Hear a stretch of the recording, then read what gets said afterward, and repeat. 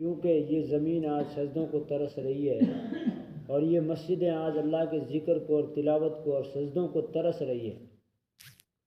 آج دوستو بزرگوں، امت کے اندر 95% لوگ بے نماز ہو کر اور دین سے دور ہو کر زندگی گزار رہے ہیں، حالانکہ اللہ نے ان کے زندگی گزارنے کے سارے اسباب کے دہانے کھولے ہوئے ہیں۔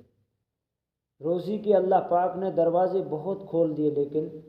سب سے بڑی جو ہماری کمی کوتاہی ہے وہ اللہ کو راضی کرنے والے اعمال کی کمزوری ہے۔ آج ہمارے اعمال کی بگاڑ کی بنیاد پر بما کسبت ایدیکم،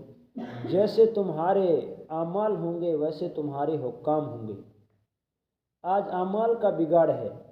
اور اللہ نے اپنے کلام پاک میں فرمایا والعصر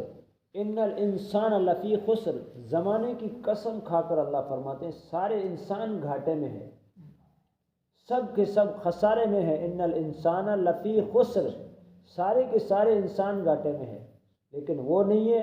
کہ ان الذین آمنوا وعملوا الصالحات، جو اللہ پر ایمان لائے، نیک اعمال کیے اور حق بات کی طرف لوگوں کو بلاتے رہے، اور اس کے اوپر کوئی مصیبت آئی تو صبر کرتے رہے، وتواصوا بالحق وتواصوا بالصبر۔ وہ انسان گھاٹے میں نہیں، باقی سارے انسان گھاٹے میں ہیں۔ آج ہم اپنی سمجھ عقل سے ہی سوچتے ہیں کہ میں نماز کو چھوڑ کر، اللہ کے حکم کو چھوڑ کر اور اللہ کی مرضیات والی زندگی کو چھوڑ کر اپنی ٹیوب، اپنی دکان، اپنے مکان، اپنے نوکری سے کامیاب ہو رہا ہوں۔ یہ بہت بڑا دھوکہ ہے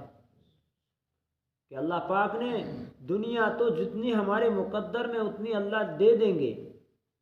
کہ اللہ پاک نے دوستو بزرگوں کہ ہمیں اللہ نے اللہ کی عبادت کے لیے پیدا کیا ہے، کہ اللہ رب العزت نے دنیا کو دھوکے کا گھر بتایا ہے، متاع الغرور، کہ دنیا دھوکے کا گھر ہے، مچھر کا پر ہے، مکڑی کا جالا ہے۔ اللہ کے نزدیک دنیا کے مال و متاع کوئی چیز نہیں ہے، اللہ کے نزدیک اعمال ہے۔ اور میرے بھائیو، یہ مختصر اور بہت تھوڑی زندگی جو آج نہیں تو کل ختم ہوگی، اور اللہ کے علاوہ تمام مخلوق کو ایک دن ختم ہونا ہے۔ اللہ پاک نے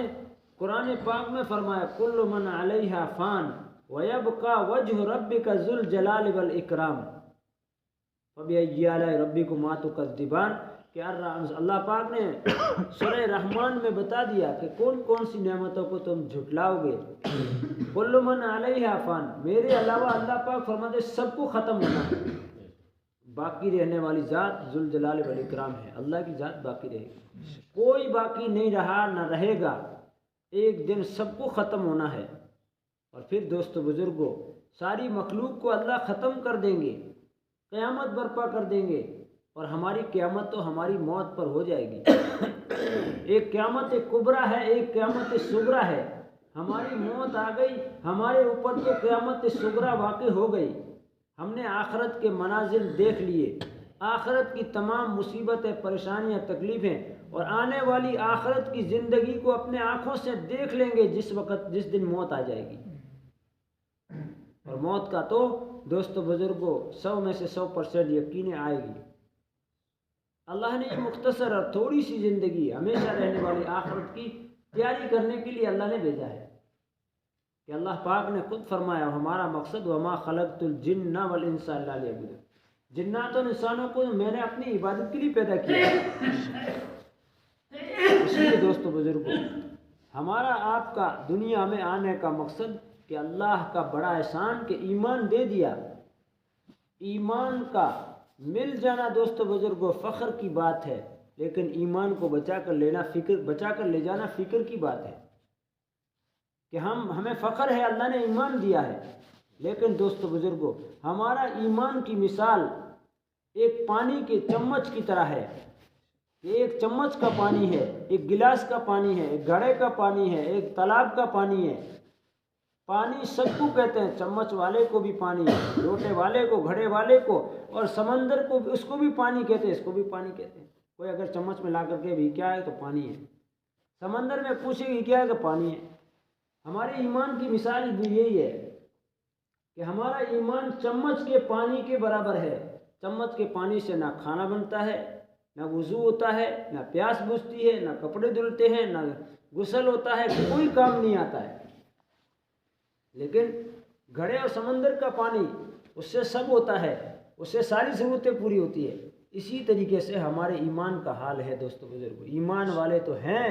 لیکن دوستو بزرگو ہمارے ایمان کا حال یہ ہے کہ یہ ایمان ہمارا اتنا کمزور کہ مسجدوں میں مؤذن مسجد کے میناروں سے پکارتا ہے اللہ اکبر، اللہ سب سے بڑا ہے۔ دکان چھوٹی، کھیت چھوٹا، تمہارے تمام اسباب چھوٹے، اللہ بڑا ہے، سب سے اللہ بڑا ہے، یہ آواز لگتی ہے۔ لیکن ہمارا ایمان ہمیں مسجد تک نہیں لا رہا ہے۔ تو یہ ایمان جو مسجد تک نہیں لا رہا ہے، اللہ کے کلام کی تلاوت کی توفیق نہیں دے رہا ہے، ذکر کی توفیق نہیں مل رہی ہے، اور ہمیں دوستو اللہ کے احکام پورا کرنے کے لیے یہ ایمان ہمیں کھڑا نہیں کر رہا ہے۔ اور یہ ایمان کیسے دوستو بزرگوں موت کی دورائی سے بچائے گا، قبر کے عذاب سے بچائے گا، حشر کے میدان میں جہنم کی دہکتی آگ سے بچائے گا، اور کیسے یہ دوستو بزرگوں دوزخ کے پرسرات سے پار کرائے گا؟ سوچنے کی بات ہے، فکر کی ضرورت ہے۔ موقع ہاتھ سے نکل جائے گا، جس دن ہاتھ سے چلے گئے، قبر کے پنجرے میں پھنس گئے، اس دن دوستو بزرگوں سب کچھ سارے دوستوں کو بھید کھل جائیں گے، لیکن اس وقت کا پچھتانا، رونا اور دوستو بزرگوں وہاں پر سمجھنا کام نہیں آئے گا، اس وقت کا کوئی کام نہیں آئے گا۔ اس لیے آج عقل مند انسان سمجھدار ہو، مرنے سے پہلے مرنے کی تیاری کرے۔ کل تو ہمارے اعضاء بھی ہمارے خلاف ہو جائیں گے، سارے ہمارے انگ،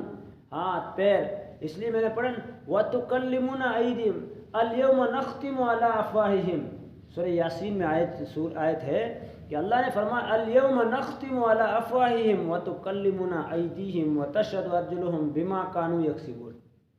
کہ اگر اس دن تمہارے منہوں پر مہر لگا دیں گے، اللہ پوچھیں گے، ہر آدمی کو جب پوچھیں گے تیرے پاس میں تو نے اتنا گناہ کیا، اتنا گناہ کیا، سارے لوگ جا چکے ہوں گے، کوئی جنت میں جہنم میں، اللہ اس اکیلے کو پوچھیں گے تو کہے گا کہ وہ سوچے گا کہ اب کوئی گواہی دینے والا تو باقی نہیں رہے گا، وہ نٹ جائے گا کہ اللہ میں نے گناہ کیا ہی نہیں۔ اللہ فرمائے تیرے اوپر گواہ پیش کرتے ہیں، وہ کہے کوئی لے آؤ گواہ، اب کہے گا اللہ اس کے منہ پر مہر وَلْتُكَلِّمُنَا أَيْدِيهِمْ، اس کے منہ پر الْيَوْمَ نَخْتِمُ، منہ پر مہر لگا دیں گے، اور ہاتھ بول کر کہیں گے اللہ یہ گناہ کیا ہے، پیر اس کی گواہی دیں گے، وَتَشْهَدُ أَرْجُلُهُمْ بِمَا كَانُوا يَكْسِبُونَ، جو تم کر کے آئے ہو، ہاتھ بولیں گے اور پیر کہیں گے ہاں ہاتھ بالکل ٹھیک کہہ رہے ہیں۔ ہمارے اعضاء ہمارے خلاف ہو جائیں گے، وہاں پر اللہ پاک کیا بنے گا؟ اس لیے کوئی گناہ، کوئی بے اصولی، کوئی اللہ کی نافرمانی اللہ سے چھپی ڈھکی نہیں ہے۔ اللہ سب دیکھ رہا ہے، ہم کیا کر رہے ہیں، کہاں جا رہے ہیں، کیا کہ ہمارے دلوں کے بھید،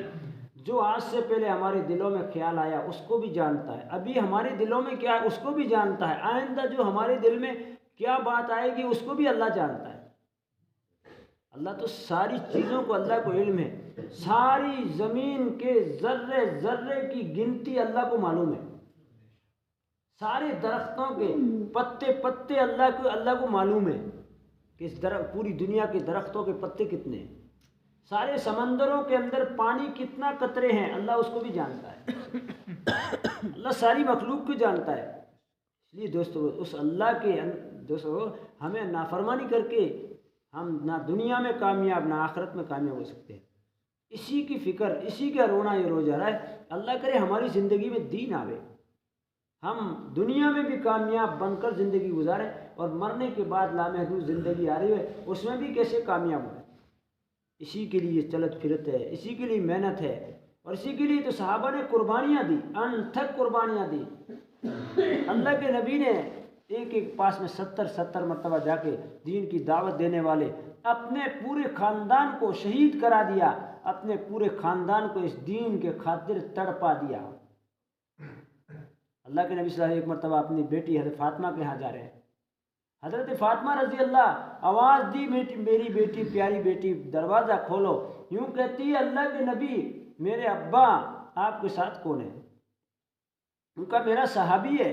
یوں کہا اللہ کے نبی دروازہ کیسے کھولوں، پردہ کرنے کے لیے چادر نہیں ہے، میرے پاس میں پردہ کرنے کے لیے چادر نہیں ہے۔ اللہ کے نبی نے اپنی چادر دیوار سے اندر ڈالی، حضرت فاطمہ پردہ کرتی ہے اور اس میں چادر میں لپٹتی ہے،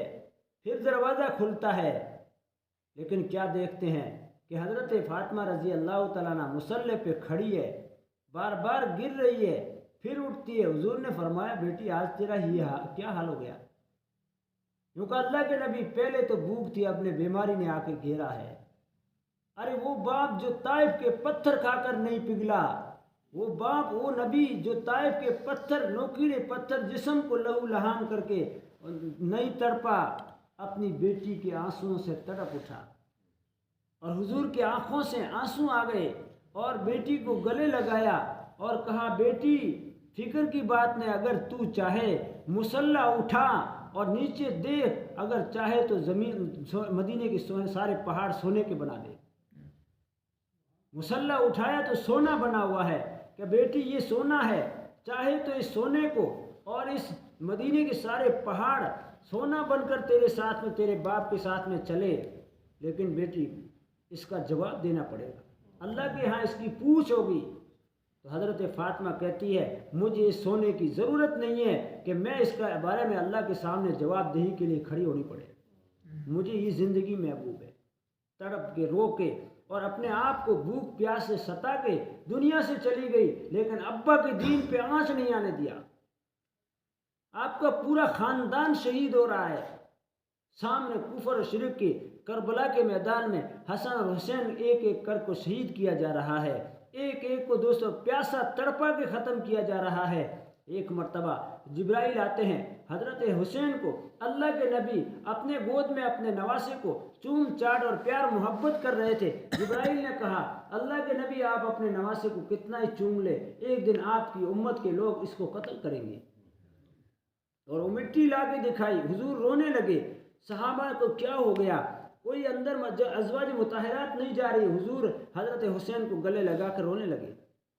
پوچھا کیا بات ہے، کیوں نہ روں، اس حضرت میرے نواسے کو میری امت کل میرے جانے کے بعد میں شہید کر ڈالے گی۔ پھر شہید کیا گیا، آپ کے جسم، آپ کے سر مبارک کو تشتری میں رکھ کر کے دشمن اسلام نے لکڑی سے کھرچا گیا۔ تو ایک صحابی رسول نے کہا دشمن، اللہ کے دشمن، اس ہونٹوں کو مت کچل، اس ہونٹوں کو مت کھرچ، میں نے اپنے نبی کو ہزاروں مرتبہ چومتے دیکھا ہے۔ میرے بھائیو دوستو بزرگوں، قربانیاں لگی، میرے لیے کہنا آسان، آپ کے سننے آسان، جن کے اوپر گزری ہے ان کو پتہ ہے کہ دین کے خاطر کیا قربانیاں لگی ہے۔ بچے بھوکے، دوستو سلے جب شب ابی طالب میں قید کر دیا گیا، بائیکاٹ کر دیا گیا، اور سارے صحابہ اور صحابہ کی عورتیں، صحابیاں اور بچوں کو جب نظر بند کیا گیا، شب ابی طالب میں بند کیا، کھانا بند کیا، پانی بند کیا، کوئی نہ آوے، تو صحابہ فرماتے ہیں ہماری بھوک کی حالت تھی کہ درختوں کے پتے کھا کر ہم وقت نکالا ہے، پاخانے کی جگہ مینگنیاں اترتی تھی، لیکن ہماری تکلیف اور بھوک اور پیاس سے زیادہ ہمارے بچوں کا تڑپنا ہم سے برداشت نہیں ہو رہا تھا۔ ماؤں کے چھاتیوں میں دودھ خشک ہو چکا تھا، مائیں اپنے بچوں کو رات رات بھر بھوک سے تڑپتی دیکھ کر ان سے برداشت نہیں ہو رہا تھا۔ یہ دن اور یہ وقت ہمارے اوپر آیا، پھر بھی میرے بھائیو اس دین کے خاطر جمع اور استقامت رہے کہ آنے والی قیامت تک میری امت جہنم کی آگ سے کیسے بچے۔ اسی کی فکر، اسی کی محنت ہے۔ آج دوست دیکھ رہے مسجد ویران پڑی ہے، ارے دوست بزرگوں یہ کالے کالے بت، کالے کالے دوست بزرگوں ٹوٹے ہوئے گند گرد آلودہ وہ بتوں کی دوستوں مندر آباد ہو رہے ہیں، مارکیٹیں آباد ہو رہی ہے، ہماری مسجد جنت کے باغ غیر آباد ہونے لگ گئے، یہ سجدوں کو ترسنے لگ گئے، یہ اللہ کے ذکر کو ترسنے لگ گئے، یہ قرآن کی تلاوت کو ترسنے لگے۔ اس کا دوست بزرگوں میں اور آپ اگر رونا نہ روئیں گے تو کون رونے آئے گا؟ اس لیے فکر کی بات ہے، سوچنے کی بات ہے، کوئی تقریر باز نہیں ہے، یہ بیوہ ران کا رونا ہے، کون اس کا سوچیں گے؟ اگر یہی حال رہا وہ دن دور نہیں خدا کی قسم کہ یہ امت جب فتنوں کے تاتاریوں کے فتنہ میں دوسرے فتنے آئے ہیں، یہ امت اپنی بدعمالی اور اس کی وجہ سے مری اور کٹی اور ان کے اوپر یہ نیست و نابود ہوئی ہے۔ اپنے اعمال کے بلبوتے پر اگر یہ اپنے اعمال پر، دین پر، ایمان پر، شریعت پر قائم ہو جاوے تو خدا کی قسم ان کے سامنے کوئی نظر اٹھا کر نہیں دے سکتا ہے، اللہ کا غیبی نظام حرکت میں آ جائے گا۔ اسی لیے میرے بھائی ضرورت اس بات کی ہے، توبہ کریں اور اللہ کو رضا والے اعمال میں اپنی زندگیوں کو لائیں، اس کی محنت کریں، فکر کریں، اللہ دنیا میں بھی چمکائیں گے اور مرنے کے بعد ہمیشہ ہمیں اس کی زندگی میں چمکائیں گے۔ اسی کی بنیاد پر یہ محنت ہے، یہ کوشش ہے، جماعتوں کا آنا، اللہ کے راستے میں گھر گھر اور در در پھرنا۔ کیا مقصد ہے؟ مدارس اور مکاتب کی